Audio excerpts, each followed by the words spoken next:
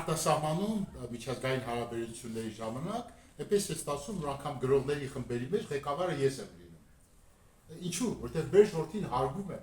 Ասում են, եթե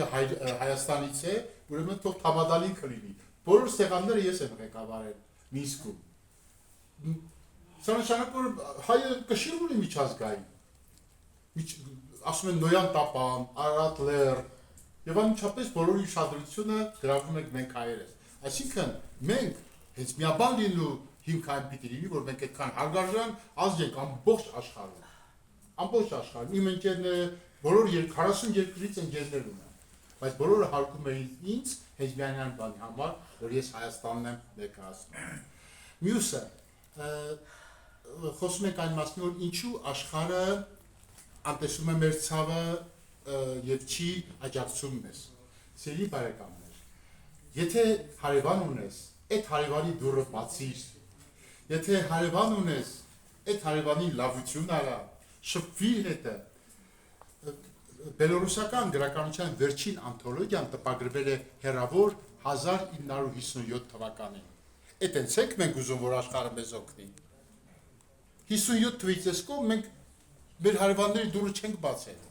Չենք թակել, չենք ասել այ Իվանով, Սիդորով, չիդեմ, Մանթաշով, չիդեմի, մենք հայ ենք, արի մի բաժակ բան խմենք, չենք ասել։ Ու այդպես դուռը փակում ենք, մեր տանը նստում ենք, ուզում ենք աշխարհը մեզ օգնի, չի կարող այդպիսի բան լինել։ Դիվանագետ պիտի լինես։ Դիվանագետ պիտի լինես։ Ես տպագրեցի բելոռուսական գրականության անթոլոգիա, ուղիղ ուղարկել եմ Բելոռուսիայի նախագահին, Լուկաշենկոին։ Եվ այդ մարդը հազարել էր, որ Ափինյանը особо значимое лицо, եւ այդ պատիվը դրանից առաջացավ։ Գործ արեք, հարևանի համար գործ արեք, ֆրանսիացիների համար, ռուսների համար, բելարուսների համար, հրեաների համար, բոլորի մենք հարգում ենք, ճիշտ է թե չէ։ Ունենք ընդամենը երկու խեղճ թշնամի, Ադրբեջան եւ Թուրքիա, խեղճ ու կրակ անմշակույթ ոչինչ չունեցող ազգեր, բայց իրենց էլ ես թշնամի չեմ համարում, խղճում եմ ավելի։ Մասիս սարի գագաթին կանգնած, այնտեղից եմ ես նայում իրենց,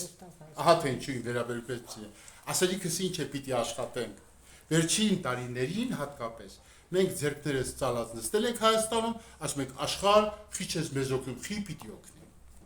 Ինչու պիտի օգնի։ Ինչ է սա աշխարհի համար։ Երբ ենք տպել ֆրանսիական գրականության անթոլ, երբ ենք ընկերություն արել։ Այդ 40 երկրների գրողները հիմա բոլորը սպասում են, թե երբ պիտի հայրենիքի ձայնը իրենց տպենք, արդեն թարգմանում ենք, տպում ենք, այս է աշխատանքը, որը պիտի մենք բոլորս անենք։ Եվ ամփոփելով խոսքս, ուզում եմ դիմել գրադարանի տնօրենին, հարգարժան Տիկին Հալիհորյան, իմ խնդրանքը ձեզ հետևյալն է։ Քանի որ մենք աշխարհում երևում ենք մեր մշակույթով, ես որ գնում եմ արտասահման, ոչ մեկը չի խոսում հայ բիզնեսմենների մասին։ Ոչ մեկը չի խոսում օգտակար հանածոների մասին, միայն հայ մշակույթ։ Մեզ հարգում են ինչի շնորհիվ։ Ինչի շնորհիվ։ Հայ մշակույթի։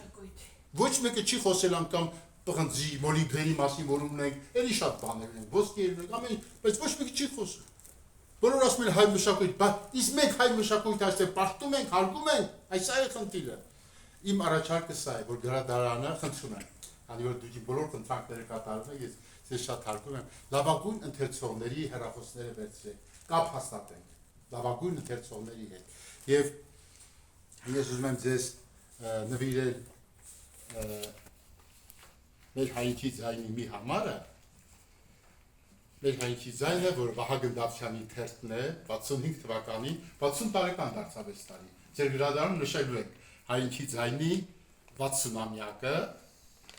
Սա Վահագն Դավթյանի թերթն է, որը մենք շարունակում ենք տպագրություն։ Պարոն Ափինյան, ստեղել կա մի փոքրիկ գրախանութ, ես առնում եմ ամեն անգամ։ Գնալուց ասում եմ հայրենիքի ձայնը։ Եվ այստեղ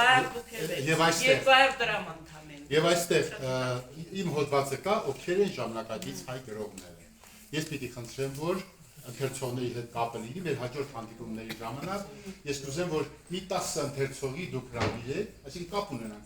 լավագույն ընթերցողների կարողանանք հրավիրել գրադարան, առհասարակ գրադարանային աշխատանքի հիմնական ուղղվածությունը դա է։ Ոչ թե սպասել, որ ինչ-որ մարդիկ կան գրադարան, այլ հրավիրել գրադարան։ Ովքեր որ լավ են, արցախցիները խնդրում եմ, բոլորը ձեր ընտանիքներում կրթությունը, ընթերցանությունը համարեք առաջնահերթ։ Եթե մենք դա չարեցինք, ելի մտալու ենք թույլ։ Մեր ապագա հզորությունը հայ գրքի մեջ է, Պարուս Սևակի, Թումանյանի, Դավթյանի, Շիրազի հրաշալի հատորների մեջ է։ Ամեն ինչի պատասխանը փնտրենք հայ գրականության մեջ։ Ասենք օրինակ, ինչ է սերը։ Դուք կարող եք ասել ինչ է սերը։ Ազնիվ, անկես մարդ, անություն չէ։ Կարող, ասպա չգիտեմ։ Հիմա ես ասեմ ինչ է սերը, բայց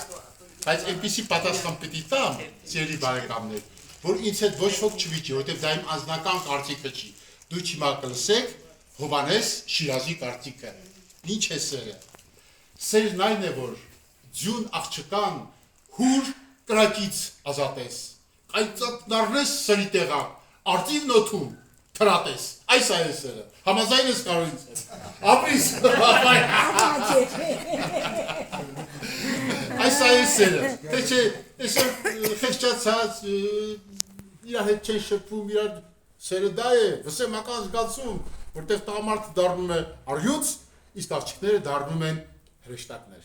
համաձայն ես ինձ հետ, խնդրեք, բոլորս համաձայն են, ես էլ նվիրում եմ գրադարանին, շատ շնորհակալություն բոլորի դասմիջոցառման համար, եկեք ծափահարություններով ամփոփենք շնորհակալություն եւ ստեղծություն։ Շնորհակալ եմ ձեզ լավ աշխատանքի համար, ես ձեզ բոլորին հարվում եմ։ Շատ լավ աշխատակազմ ունեք, ապրեք դուք